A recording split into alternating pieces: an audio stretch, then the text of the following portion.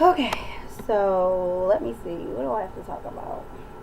There's so many things going on, and I'm Dana. Not really sure what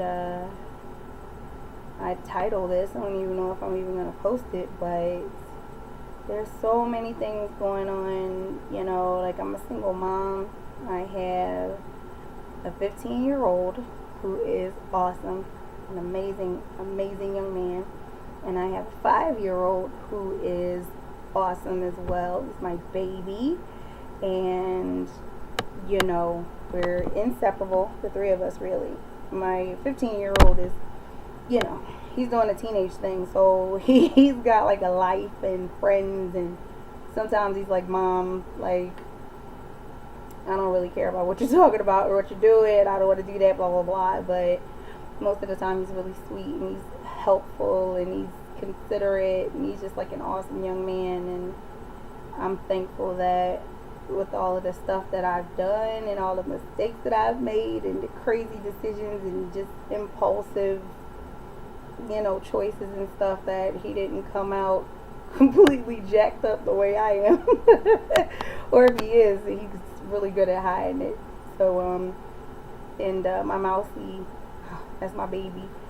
He's at daycare right now, and I really miss him because usually when I'm off work, I keep him with me. But I had some stuff I had to do this week, so I had to send him to daycare all week long, and that's hard for me. I know he's happy because he's with his friends and everything, but I miss him. And I guess that's like one of my issues because I don't really have a life outside of being a mom. And it's probably bad, but I know when I did have a life, it was very destructive.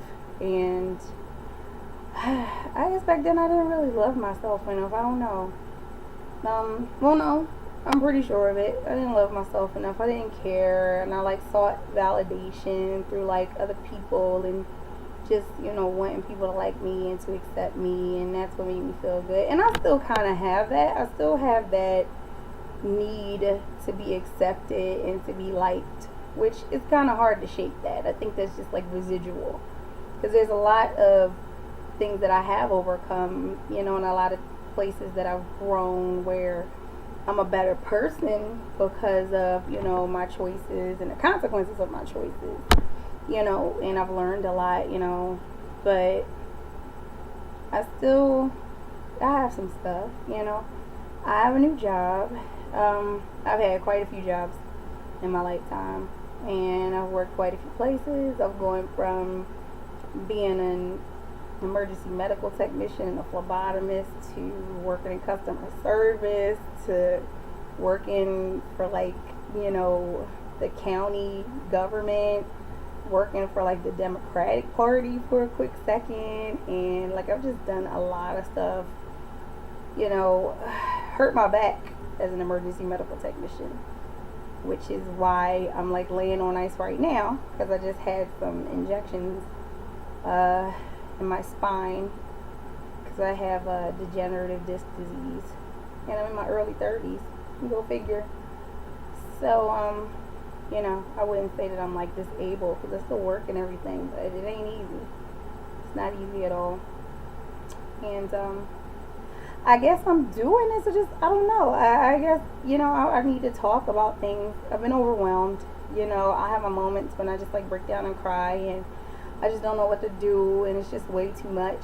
You know what I mean? And it's just life. Like Lord, it's so much to say because I've just come from such a dark, dark place, and I'm living again. I'm alive, or I'm probably alive for the first time, really. But it's a lot because it's like learning how to walk again and learning how to talk again.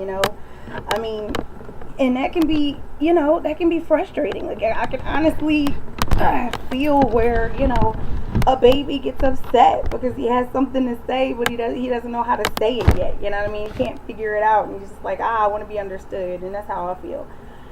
I with my back being all messed up. You know what I mean? It's been messed up for quite some time.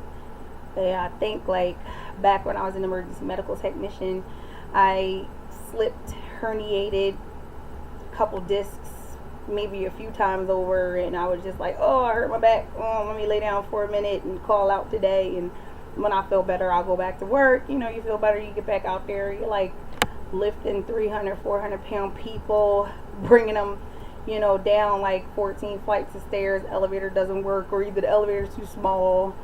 You know what I mean?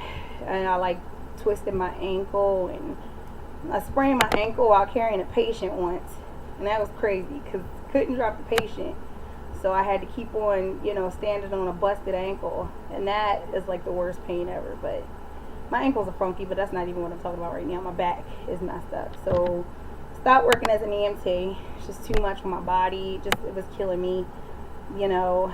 And I started doing office work, and, you know, sitting around, started gaining weight, and, you know, fell in love, I guess you can call it that, and got in a relationship and had my times. You know, it's like I was working at a job where it was okay, you know, I was full-time, I was permanent, but I had a lot of obstacles, I had a lot of stuff, you know, just office romances that went bad, and things that were just like blowing up in my face, and, you know, supervisor that couldn't stand me, people that don't like me, just a lot of stress, having migraines all the time. I was gaining weight, and I fell in love with someone, and it was a very, I don't know, controversial relationship, I guess you can say, you know. And it was wrong. The way the relationship started was all wrong, you know, but I kind of felt like this is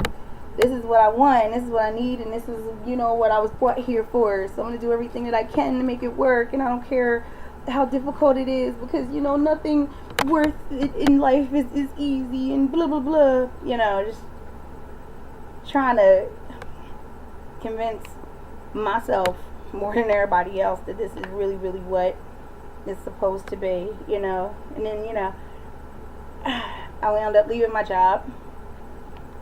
I just couldn't take it, and there were a lot of things, you know, fighting with my family, moved away from them, didn't have much to work with, and neither one of us had a lot to work with, and we had to take care of the kids, and, you know, keep up an apartment and bills and everything, and everything was crumbling around us and stuff. And, you know, at that point, it's like the only thing I could get was food stamps, you know what I mean? So we just had all these food stamps and no money. So we would just watch Food Network and cook everything, and, you know, we go shopping and buy food, and that's how we felt rich, and that's how we felt awesome, because we ain't have nothing else, you know what I mean? And I ended up gaining a lot of weight. Whoa, a lot of weight. I was like over 300 pounds when I finally was like, what the heck? Like, geez, I'm big, I'm heavy, I'm tired all the time, and my back is killing me, and I'll just be laying around, not doing anything, just laying around being sick and tired and fat and everything. It was just horrible. You know, I had a moment where my baby, my little one, was everybody was out riding bikes, hanging out, playing around in our, you know, little development, and the little one, you know, he saw something, and he just took off running down his path. And it was just me there, because everybody else was like out on the bikes and stuff. And he just took off running. And I'm like, Mousy, wait. And I'm trying to run after him. And that boy was gone. He was just like, pew. And I'm running as hard as I could and as fast as I could. And I was not making any progress. Okay, he was just getting further and further away from me. And I just couldn't go any faster. I was so heavy, and I was just pushing like, I got to get to my baby. I got to get to my baby. And oh my gosh, he was coming to the end of the path, and the path led into the street. It was in the development, but it still led into like the street of the development. And there was a truck coming, a pickup truck, and I saw the truck, and I saw my baby. I was trying to run hard, and like my life was just crumbling in front of my eyes. Like, oh my God, I can't, just, Lord, please just help me get to him. And my other son, my big boy, came right around the corner on the bike, like turned the corner just in time and scooped my baby up, and the truck missed him. And I felt so horrible and so disgusting at that moment. I was so thankful that My baby was okay, but it was like I couldn't save him because I was too fat. You know what I mean? And that just like completely destroyed me. I was depressed for a minute because I was just like, oh my God, like if it would have happened, if it would have turned out any other way, I don't know what I would have done. You know, I probably wouldn't even be able to live knowing that I couldn't save my child because, you know, I ate too much. I was just too damn heavy. It was just disgusting.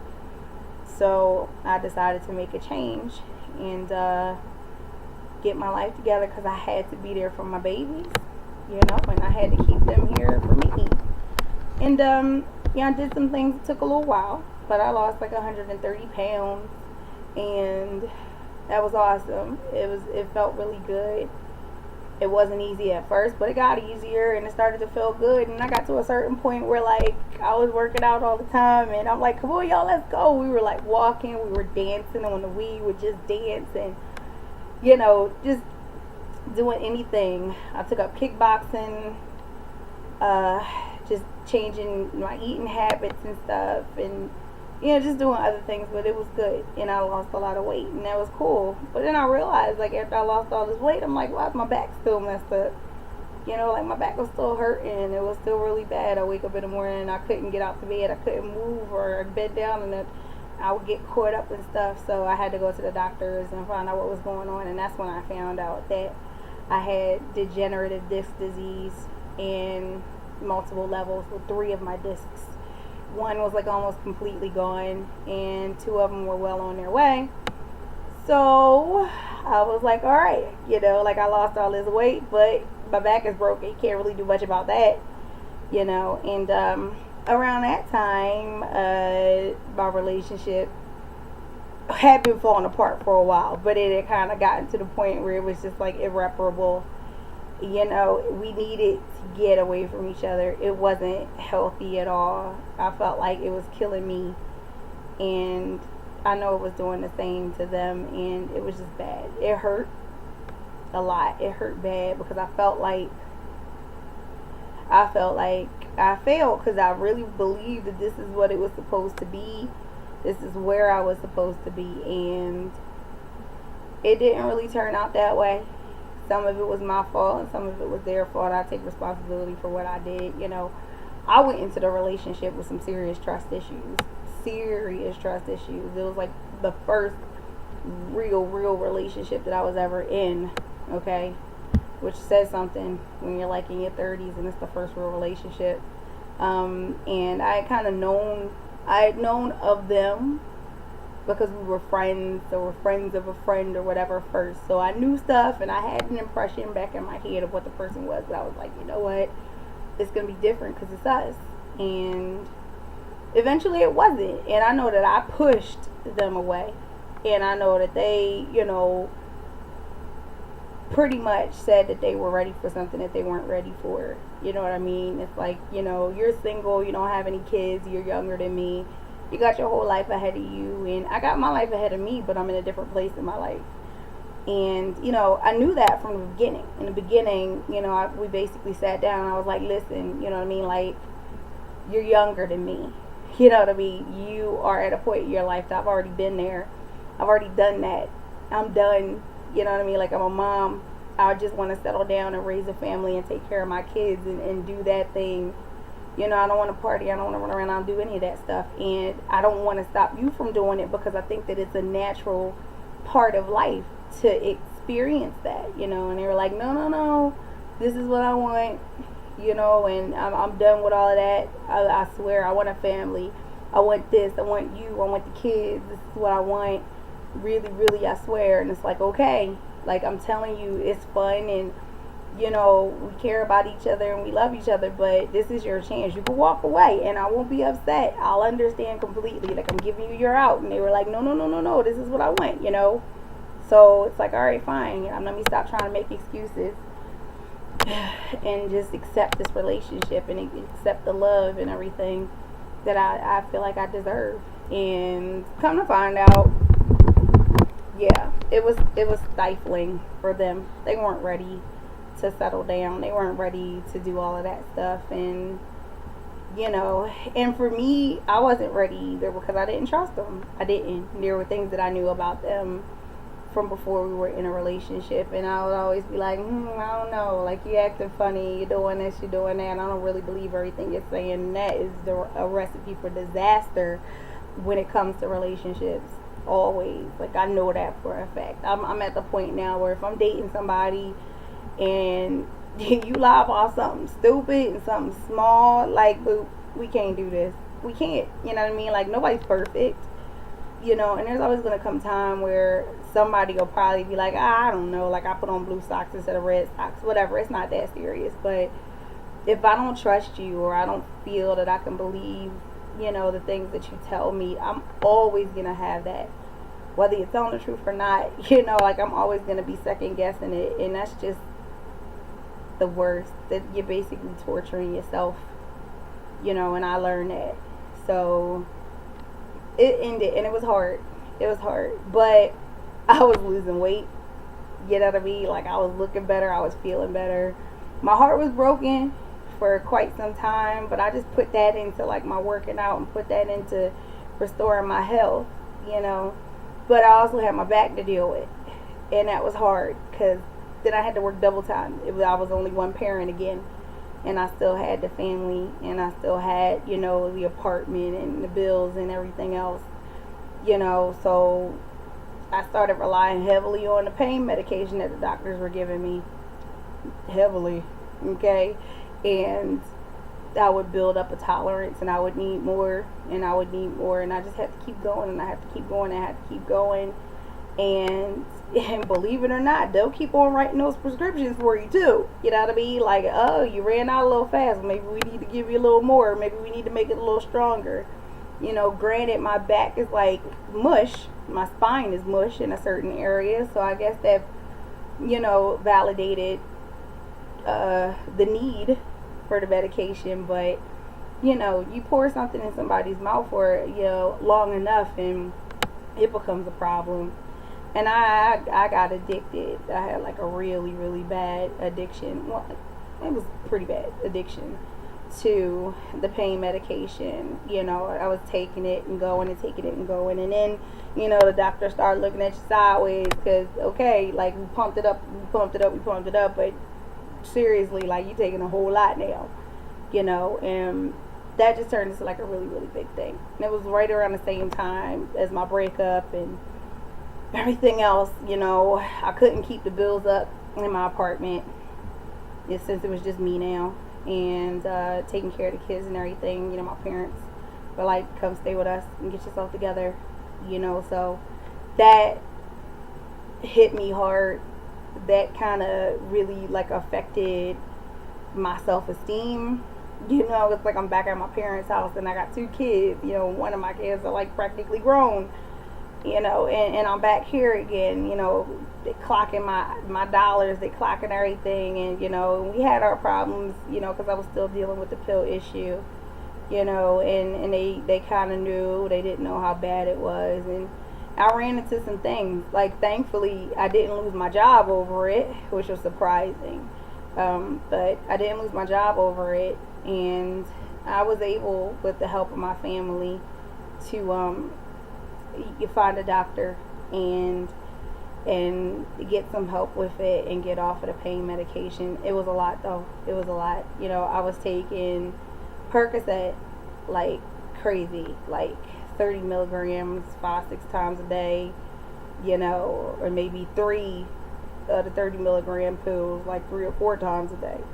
So I was, like, zoned. I was so messed up, but I was still functioning. I was still driving, going to work, doing presentations, you know, taking care of the kids. I was just numb, you know. I didn't feel any pain, and that's what helped me do what I had to do. But it was also just, like, messing me up, you know, sweating all the time, not eating, scratches all over my body from all the itching and stuff. Like, I looked like somebody was whipping me because I was just scarring myself up, just scratching constantly and forgetting things. I think I still have, like, some memory issues now, and I used to be sharp. I used to remember everything about everything, and now I kind of get, like, a little Oh God, why can't I remember what happened like 5 minutes ago?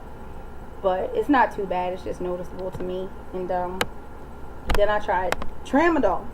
Doctors were giving me tramadol, and they're like, "This is better. It's non-addictive. It'll help with the pain." The only thing is, when you go from taking like 1,000,000 milligrams of Percocet a day to some tramadol, 1 or 2 of them bad boys ain't really gonna work. Excuse me. So I would have to like double dose on the tramadol, and that stuff is scary. That stuff is scary because it's just like, it had me shaking and just like doing some crazy, crazy things. Like I would really feel like so weird and so off. Like it just wasn't, it's like a serious chemical issue, but I was taking it because I had to. I had to take it, I had to stay away from the Percocet. And one day, my son had a formal, and my brother was in town visiting, and my son wanted my brother to take him to the formal, and everything is all dressed up and looking all cute and everything. And we were getting ready for a baby shower, and everybody's just, I come home from work and I'm talking to my parents, and my son just left for his formal, and it was like a really nice night and everything, and I had a grand mal seizure, like right there in the kitchen in front of my parents, like mid conversation. They said I just stopped talking for a minute, and then I just fell straight back, like phew, banged my head on the kitchen floor as hard as I possibly could, and then just started flopping and foaming at the mouth and shaking and twitching and eyes rolling the back of my head and everything, which sounds terrifying. Of course, I didn't know any of this stuff was going on because, of course, my brain is like shut off. So all I know is I'm standing up talking, and then I'm sitting on the floor, and my dad's sitting on the floor with me, and I'm like, "What you doing on the floor?" Like, when you never getting on the floor, that ain't something. Like, wait, what am I doing on the floor? And then all of a sudden these paramedics come busting through the door, and everybody's grabbing me up and talking to me and everything, and I'm like, what the heck is going on? And they're putting me on the stretcher and taking me to the hospital. I'm like, what happened? They're like, he had a seizure. Come to find out, it was the tramadol. And that was pretty scary, and I felt really bad about the fact that my parents had to witness that. So that messed me up for a while too. So of course now, no narcotics, no tramadol, and still got a broken back. Ooh, big fun. So now I have to do everything that I can to help my back and stay away from narcotics. And it's kind of at the point now where like I don't even want to even think about taking them, because it's such a terrible thing that you go through when you wind up being dependent or addicted to something.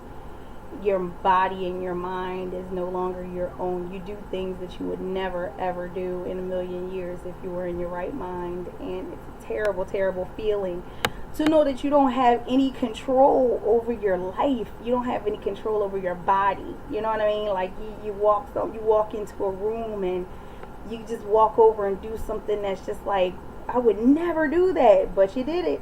Oh, you did it. A couple times you did it, and it's just a terrible, terrible feeling. So I mean, just like narcotics, they scare me. They really do. They scare the crap out of me, and I think that, thanks to me and the stuff that I went through, they kind of scare my family too. It sucks that everybody's had to experience it, but it also makes me feel good to know that I'm able to possibly save other people from going through what I went through. And I tell people about it. I talk to people about it. I used to be ashamed of it. I used to hate the word addiction. I going through it with my family and having them walk me through everything and hold my hand through it. But if you said something about addiction to me, like, I would get really offended, because I felt like I didn't go to a party and pop a pill just to feel good or something like that. You know what I mean? Like, I had a prescription written out for me because I have an issue, I have a condition, and a doctor gave it to me, and I got addicted that way. I do take responsibility for the fact that, I took it too far, and maybe I didn't stop myself at a certain point. If I would have realized it, if I did realize it, if I didn't realize it, I'm not really sure. All I know is that, I don't know, you get to a certain point where you're just like, I need this. You wake up in the morning, and instead of figuring out what you're gonna wear and what you're gonna eat for lunch, you're trying to figure out how many pills you have, and if that's enough to get you through the day. And if it's not, then what exactly do you have to do to get more? And that's like, I wouldn't wish it on my worst enemy. It's just a terrible existence. Really, really terrible existence. It is, you know. And if it wasn't for my boys, my babies, my angels, my little lifesavers, just my blessings, I probably wouldn't be here today. Because there were many, many days where I just didn't want to deal with it anymore. I didn't want to feel anymore. I didn't want to be an embarrassment or a failure anymore. I didn't want to hurt anymore. I didn't want to struggle with trying to figure out how to deal with everything that I had to deal with. And I didn't want to feel like I was failing my kids, you know, or I just wasn't a good enough mother because I wasn't able to give them everything in the world that they deserve, you know, because they're just such awesome kids and they deserve everything and more, you know. And the fact that, like, I felt like I couldn't give that to them. I was just like, why am I here? Like, there were many times when I was like, you know, I'm better off, or they're better off without me. Like, maybe if I'm not here, you know, somebody will be able to take care of them that can give them more, you know, and nobody would have to feel bad about it because I'm not here, so you don't have to consider me anymore, you know. But my babies love me and I love them, and I feel like I have to be here for them. Because that would be the worst possible thing that I could do to them, is to leave them in this world. You know, no matter what I have and how well I'm doing or how bad I'm doing, I love them so much more than anything. Way more than me. I feel like my life doesn't really mean anything when it comes to them, because they're just so incredibly amazing and valuable and just so precious, you know. So it just